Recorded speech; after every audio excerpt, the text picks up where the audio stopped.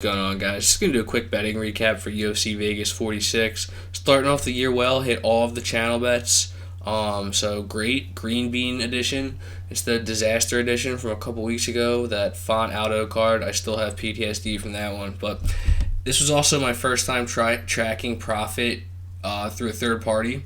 So I did that with BetMMA.tips, and we'll go over that in a second. But yeah, in terms of the bets, we did hit them. The parlay was one leg short, man. It was Jake Collier by submission, which it's funny. I thought about should I pick Collier by points because he looked pretty good on the scales, and I was just like, maybe he will get the knockout. But I never would have guessed submission in a million years, and I wouldn't have even have thought to hedge it with inside the distance. I just would have gone Collier by knockout if I did switch that up. But yeah, we were close to getting that one, which would have made it a perfect night in terms of what we had on here.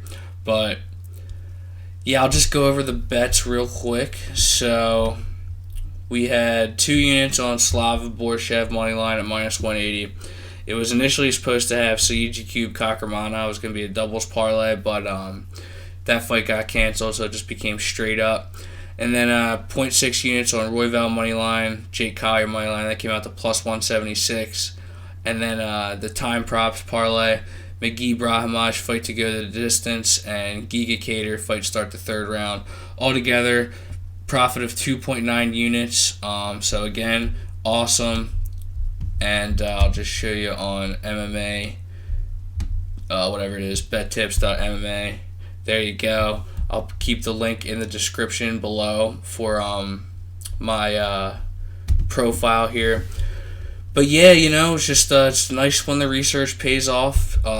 Not going to take anything off for the next card. Just going to keep doing it. I filled out a ton of notes for this card. Like, I wasn't going to say anything until it was done. But it's not like I wasn't doing my research over those last couple cards. But I was just like, what can I do? What am I doing differently? What can I do better? And I realized, like, I do the best when I take detailed notes.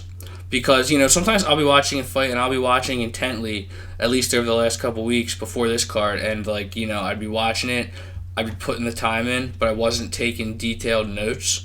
And so that's what I did for this card. Every fight I take detailed notes, filled up like half a notebook, and that's going to be the standard going forward, just going to not leave any stone unturned. Any fight that I give a pick on here, I've watched at least 5 fights for each fighter. I can promise you that, and I'm taking notes. So that's the game plan going forward. Hopefully, you can't be perfect every week, but, I just like to be profitable week in, week out. So thanks for watching, guys. Sure, subscribe, and take it easy.